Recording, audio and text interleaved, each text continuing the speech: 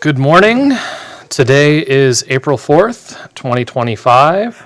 We have a emergency meeting called for this morning. It is 11:03 a.m.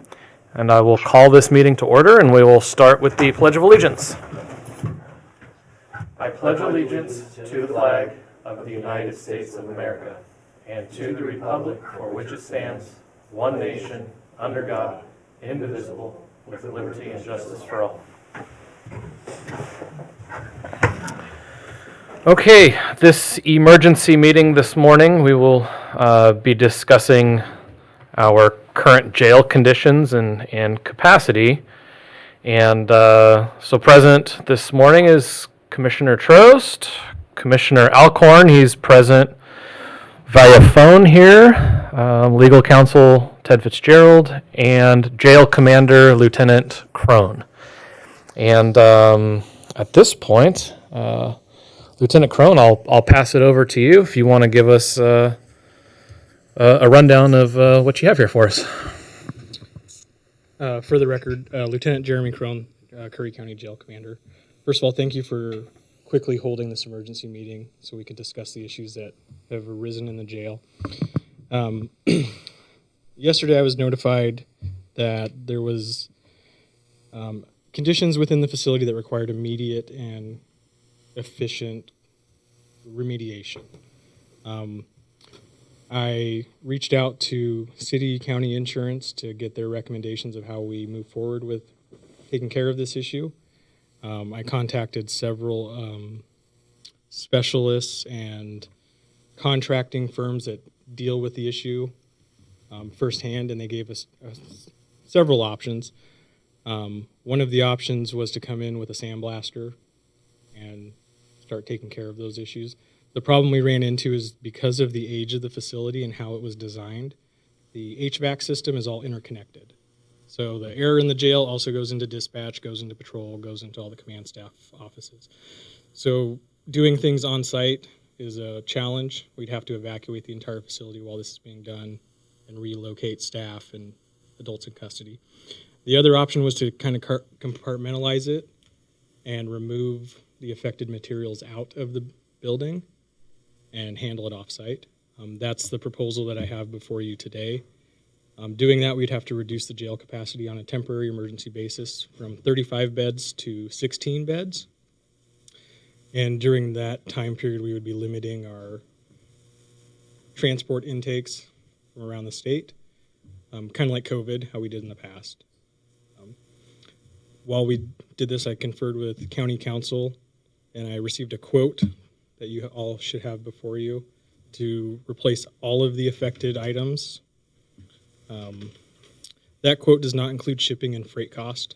These have to be manufactured in the East Coast, and they have to be shipped over here. Talking to the vendor, they suggested that we roughly plan for about a $12,000 shipping cost to freight all of these materials over here. So that total number would be about $70,000 to do this, to do all of this work that needs to be done.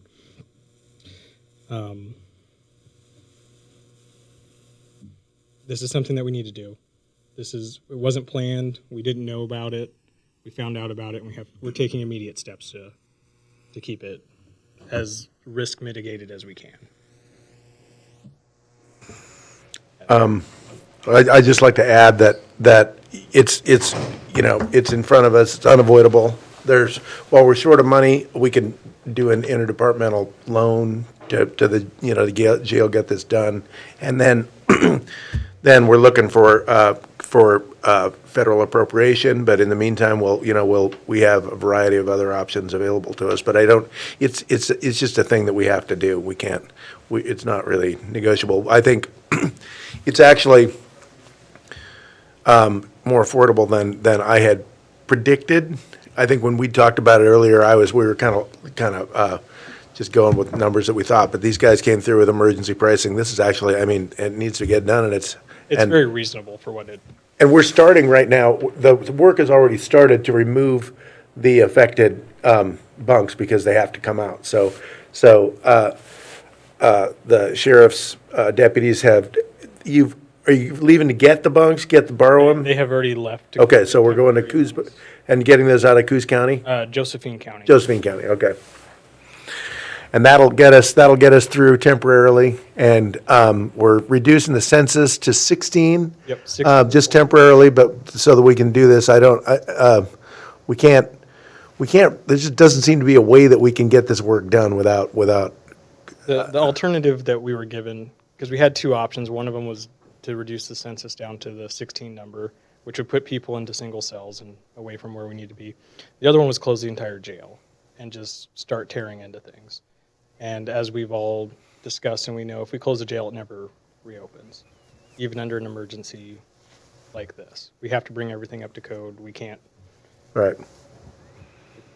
we can't afford it. So that's why the sheriff and we came up with this plan. It's the best thing we can do. We're very grateful that Josephine County offered the bunks that they offered.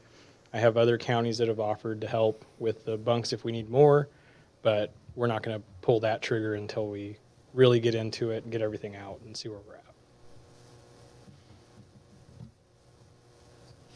at. Yeah, I see that this is part of that federal appropriations package that we had submitted for reimbursement on. So in our best case scenario, we'll be just reimbursed for this cost. And what's the lead time? I mean, what are we thinking here? So this morning I spoke to command sourcing about it, and we're kind of on a crunch where Jackson and Deschutes County are placing large orders, multi-$100,000 orders. So if we don't get in before those orders, we're looking at anywhere from 4 to 6 months because we'll get pushed to the back. If we can get it in before them, we're looking between 6 and 8 weeks. Well, let's Get in ahead. Let's get in ahead, yeah. Well, thank you. It's not how I wanted to renovate the jail, but Yeah. And we would be, just to clarify, we would be at 16 for those 4 to 6 or 6 to 8 weeks correct. if we were to act now and make that call today and get those order in? Yep. Okay. Well, I don't think we need to beat around the bush. I'll make a motion to approve. Yeah. An increase to the jail budget. Would that be sufficient? County Council? Wait, hang on, Brad's got a question. Go ahead, Brad. I've got a couple questions. I could not hear Lieutenant Cohn completely. I didn't hear everything they said. I heard parts of it. My question or my understanding is we're reducing our jail capacity to 16. Is that correct? That is correct. Yes. Okay. Does that mean that we are early releasing criminals? We did early release some criminals. The people that we released were sentenced already with release dates in the next week or so, so that it was an early release to their sentence. How many are we early releasing? We released 6 people. We were at 22 yesterday, and this morning we're at 16. Okay. And what was the criteria that was used to determine who was released? We utilized the matrix criteria that has been in place since, I want to say, 2017. It started with how long they had left on their sentence, their crime severity risk, their criminal history risk, whether or not they're on parole, probation. We didn't release anyone that was, we still do a danger risk to the community before we release people. All right, and then, so our current jail capacity moving forward will be 16 until this issue is resolved, correct? Correct.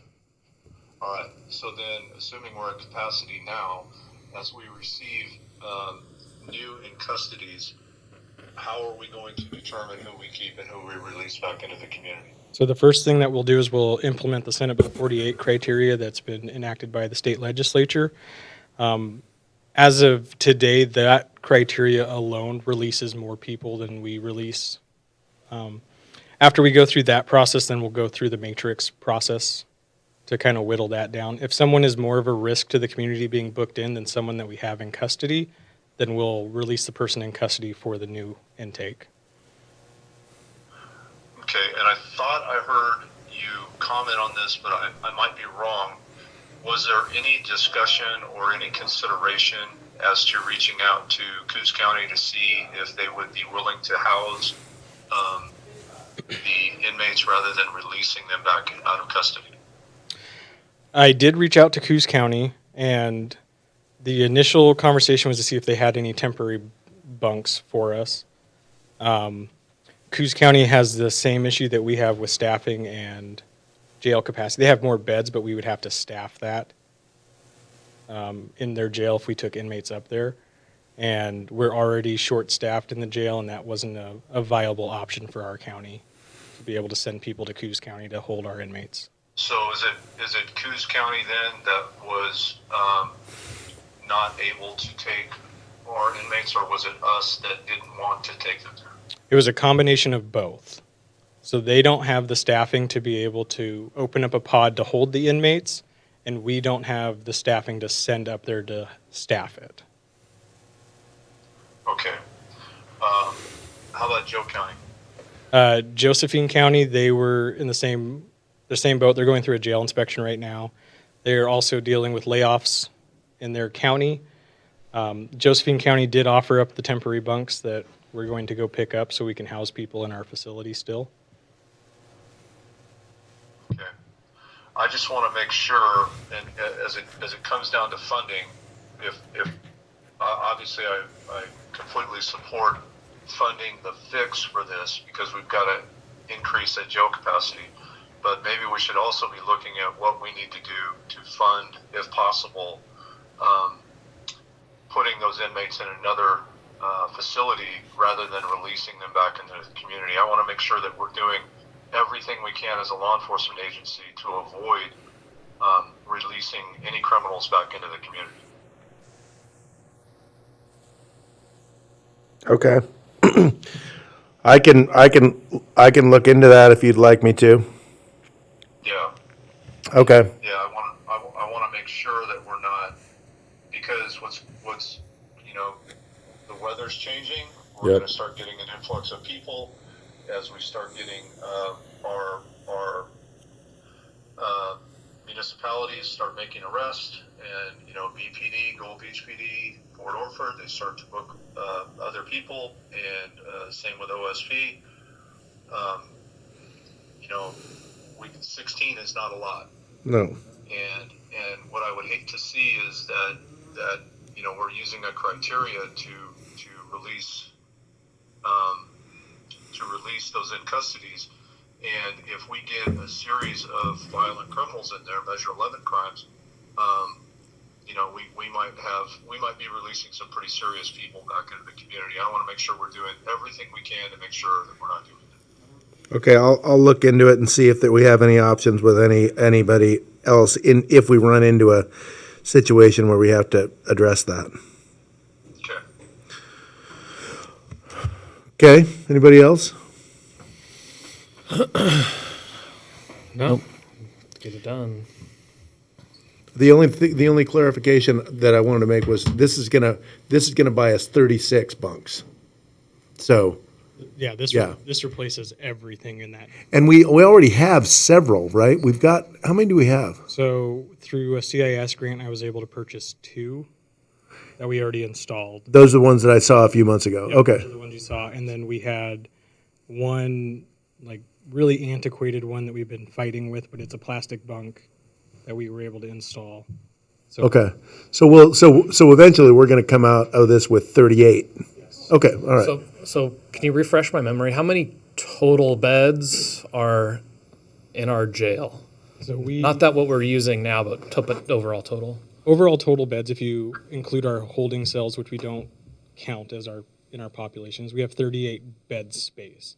And the reason we have more than the total capacity is because there are times where you're going to have inmates who can't get along with each other, and you can't not have a place to put somebody. Okay. So we have more single beds than we do Okay. double beds. And the reason I asked, I just want to make sure that if we're purchasing all this, we're going to get every bed for every cell, and we won't have to do this again. Every bed for every cell Okay. replaces everything in there. Okay, good. There may be some layout changes just because of how it has to fit into the building Yeah. constraints, but Okay. Okay? Look for a motion then. Yeah. Well, so that was what I was asking. So are we motioning to essentially supplementally increase the jail budget by this amount? Or to allocate this amount from the general fund pool for the purchase of? Because Go ahead. it's a capital improvement project expense. In the past capital improvement project, I think Director Wolf just put on a capital line item that we have on our budget, and we just allocated money into that, but I don't So know.